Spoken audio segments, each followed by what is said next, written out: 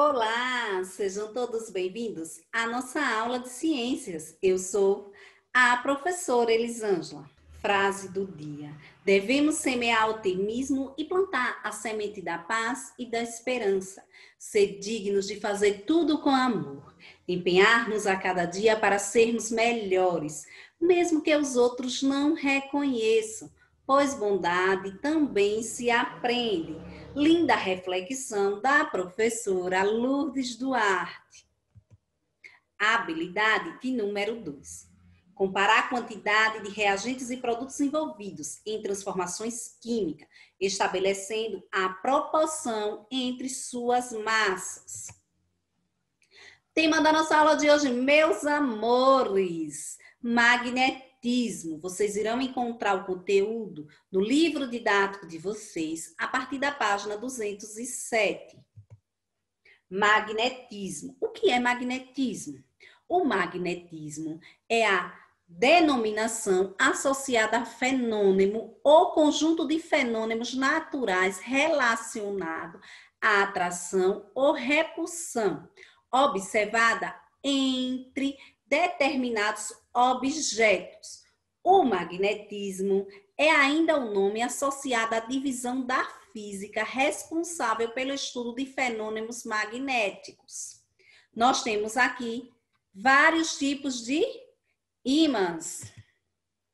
Eletromagnetismo é o campo magnético criado pela corrente elétrica que percorre um supercondutor que faz com que um pequeno ímã flutue. Fenômenos magnéticos. Verificou-se que os pedaços de ferro eram atraídos com uma maior intensidade por certas partes do ímã, as quais foram denominadas polos do ímã. O ímã sempre possui dois polos, com comportamentos opostos. Nós temos dois tipos de polo, quais são eles? Polo norte e polo sul magnético. Fenômenos magnéticos. Verifica-se que dois ímãs em forma de barra, quando aproximam um do outro, apresentam uma força de interação entre eles. Nós temos aí na imagem dois tipos de ímãs. Nós temos na primeira imagem, um ímã direcionado a outro com o mesmo polo. Polo norte, observem aqui na imagem, meus amores, olhem. Polo norte e polo norte. O que aconteceu? Uma repulsão. Nós temos na segunda imagem, polo norte e polo sul. O que aconteceu? Uma atração. Polos do mesmo nome se repelem e polos de nomes diferentes se atraem. Então, se eu tiver dois ímãs, um tem polo norte, direcionados, eles vão fazer o quê? Eles se atraem? Não. Há uma repulsão. Se eu tiver polo norte e polo sul, que irá acontecer? Uma atração. Fenômenos magnéticos. Nós iremos falar agora sobre a bússola. A bússola foi a primeira aplicação prática dos fenômenos magnéticos. É constituída por um pequeno ímã em forma de losango, chamado agulha magnética, que pode movimentar-se livremente.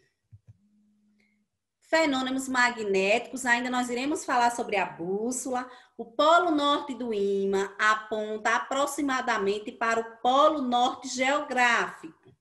O polo sul do ímã aponta aproximadamente para o polo sul geográfico. O ímã na Terra. Opa, magnetismo? Ímã Terra?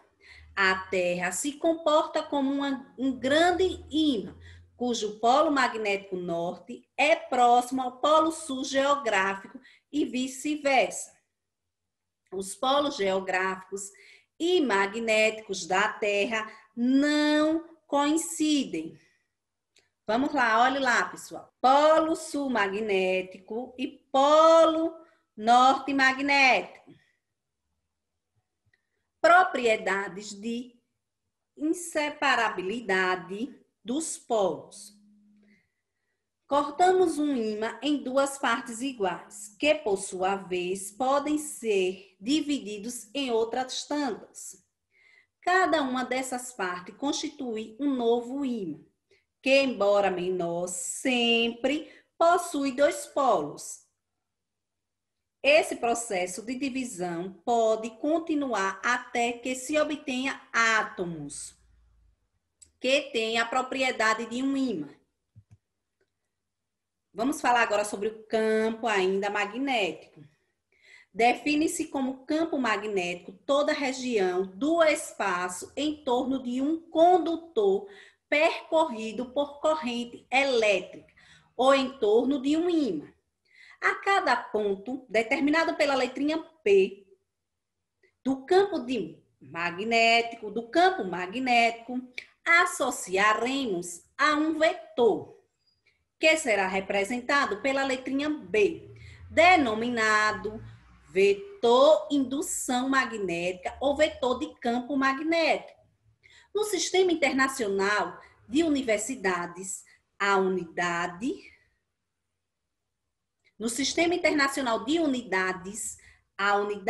de intensidade do vetor B denomina-se Télcia, símbolo representado pela letrinha T. Direção e sentido do vetor B. Uma agulha magnética colocada em um ponto dessa região orienta-se em direção do vetor B. O polo norte da agulha, apontada no sentido B. A agulha magnética serve como elemento de prova da existência de um campo magnético em um ponto. Então, nós iremos perceber aqui, olha só, pessoal. Nós temos aqui a agulha magnética.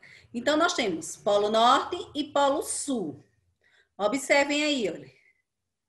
Uma agulha magnética colocada em um ponto dessa região orienta-se à direção do vetor. Então, quem é o vetor? A letrinha B. Linhas de indução.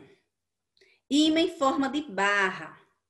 Linhas de indução obtida experimentalmente com limalhas. Limalha de ferro. Cada partícula de limalha comporta-se como uma pequena agulha magnética. Então, as linhas de indução obtidas experimentalmente como limalhas de ferro, cada partícula de limalha comporta-se como uma pequena agulha magnética. Quanto maior for essas limalhas, maior teremos atração em relação aos ímãs. Linha de indução do campo magnético, ímã em ferradura ou em U. Campo magnético uniforme é aquele no qual, em todos os pontos do vetor B, tem a mesma direção e o mesmo sentido e a mesma intensidade. Classificação de substâncias magnéticas. Substâncias ferromagnéticas são aquelas que apresentam facilidade de uma imitação. Quando em presença de um campo magnético, exemplo de quem, professora? Ferro, cobalto e níquel. E temos e etc. Substâncias paramagnéticas são aquelas que as imitações é difícil quando em presença de um campo magnético. Exemplo, madeira, couro, óleo e etc. Substâncias diamagnéticas são aquelas que se imitam em sentido contrário ao vetor campo magnético e que são submetidas. Corpos formados por essas substâncias são repelidos pelo ímã, que criou um campo magnético. Exemplos nós temos cobre, prata, chumbo, bismuto, ouro e etc.